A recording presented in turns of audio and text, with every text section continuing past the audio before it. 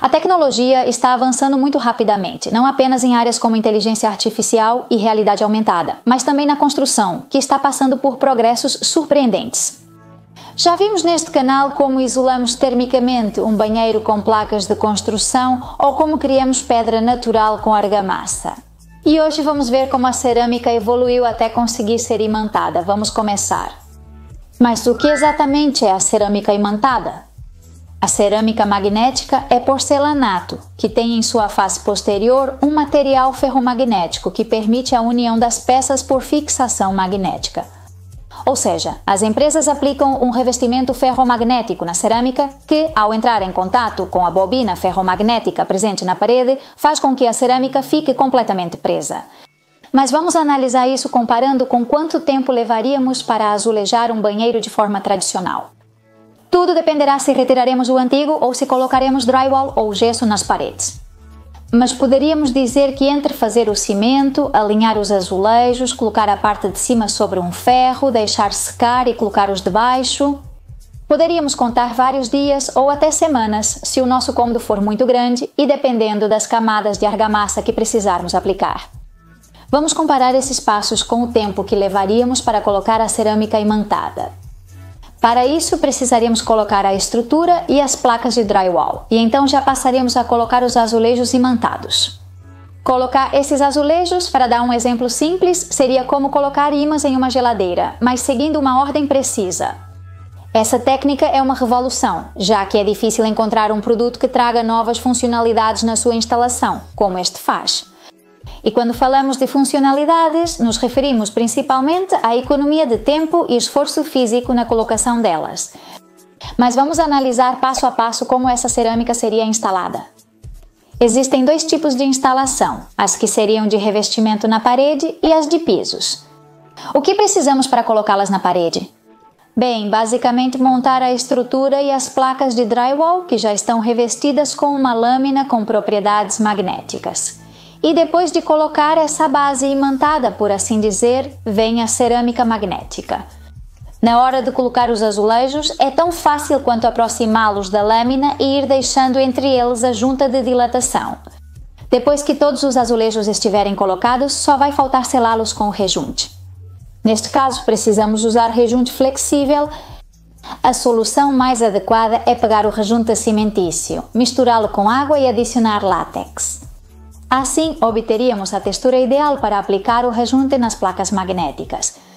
Quais seriam os passos para colocar o piso? Para pavimentos, a instalação é ainda mais rápida. Colocaríamos argamassa autonivelante sobre a superfície, caso ela não esteja completamente reta e plana, e a bobina magnética diretamente sobre o piso. E em cima dela deve-se ir colocando a cerâmica ferromagnética, também deixando o espaçamento das juntas, que serão seladas depois que todas as peças forem colocadas. Certamente, instalar o piso é bem mais veloz do que erguer as paredes. Mas em ambos os casos, é preciso levar em conta uma coisa muito importante para que esse método funcione. A superfície deve estar completamente reta e plana. Esse requisito é indispensável para o bom funcionamento. Por quê? Basicamente, porque se não houver um bom contato entre a bobina ferromagnética e o esmalte dos azulejos, ela não vai cumprir a função de aderência necessária para que fiquem fixos na parede.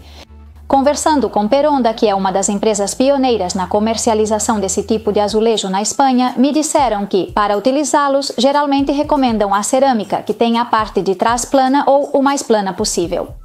As costelas dos azulejos são a parte de trás de um azulejo que tem aquele aspecto rugoso e que permite aderir o azulejo ao suporte.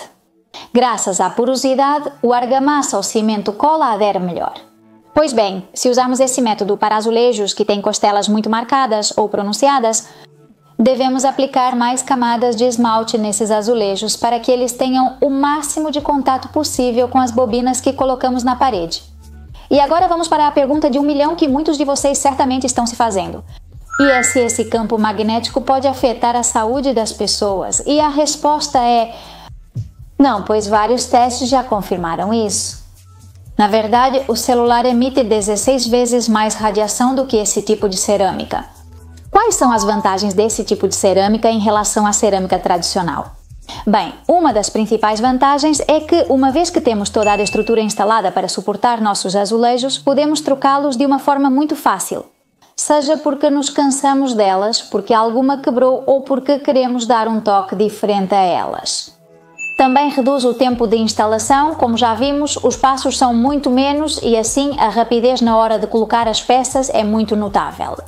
Poderíamos considerar isso como uma instalação a seco. O que isso quer dizer? Pois, como não precisamos usar argamassas para a fixação da cerâmica, podemos considerar isso como uma obra a seco. Por isso, não geramos sujeira, entulho ou poeira. Vamos conseguir a estanqueidade da área, mas na área onde colocamos parafusos precisamos aplicar um selante para garantir essa estanqueidade. Já vimos todas as suas vantagens, mas há uma desvantagem clara, por assim dizer. E é que atualmente esse tipo de ladrilho é comercializado para grandes áreas, como empresas locais, incorporadoras, entre outros. E o motivo não é o preço, que mais adiante eu vou explicar para vocês, mas sim pelo tipo de produto. Ainda assim, eu tenho certeza de que, mais cedo ou mais tarde, vamos acabar vendo esse tipo de ladrilho em mais de uma casa e em mais de um lar. Na verdade, em outros países, elas já estão sendo usadas, pois foi no programa dos irmãos Scott que descobri esses ladrilhos. Eles estavam fazendo uma reforma e sugeriram colocar esse tipo de cerâmica imantada no chão da casa. Me chamou muito a atenção, então pesquisei se na Espanha também estava sendo fabricado. E adivinha? 3 empresas são pioneiras no desenvolvimento. Mas, como eu comentava antes, eu conversei com o grupo Peronda, Sociedade Anônima, sobre o seu sistema Nomad System. E o mais importante também, o preço. Saber um pouco qual seria o custo aproximado de ter esse tipo de tecnologia em casa e eu vou contar para vocês. Para as paredes, o drywall junto com a bobina magnética, que já vem tudo junto. Cerca de 15 euros por metro, aproximadamente. A aplicação do esmalte ferromagnético na cerâmica teria um custo de cerca de 15 euros por metro quadrado, também aproximadamente. Se somarmos o drywall com a bobina, a aplicação do esmalte e os azulejos. Poderíamos dizer que o custo aproximado parte de cerca de 45 euros por metro quadrado. Isso para as paredes, no que diz respeito ao piso. A bobina magnética tem um custo de cerca de 10 euros por metro quadrado, aproximadamente, assim como esta aplicação do esmalte ferromagnético na cerâmica. Seriam 15 euros por metro quadrado. Somando tudo, incluindo as lajotas, o preço inicial seria de 39 euros por metro quadrado. A questão de ser barato ou caro é muito relativa e não entrarei no mérito de decidir isso. Devo dizer que fiquei muito surpresa, já que quando nós fizemos a reforma do banheiro e compramos umas lajotas que a gente adorou, pagamos 30 euros pelo metro quadrado. Isso sem contar a argamassa que usamos para colá-las. Eu pensava que por ser um sistema muito tecnológico, o custo seria muito mais alto e que não se aproximaria tanto do sistema tradicional. Então, pelo menos para mim, nesse sentido, foi uma surpresa e eu gostaria de saber o que vocês acham desse tipo de cerâmica. Deixem nos comentários se vocês colocariam essa decoração na casa de vocês. Eu adoraria experimentar, tenho que dizer, adoraria ver e colar, deve ser incrível. Espero que vocês tenham gostado desse vídeo, que tenha sido útil e a gente se vê muito em breve nos próximos vídeos. Até logo, obrigada!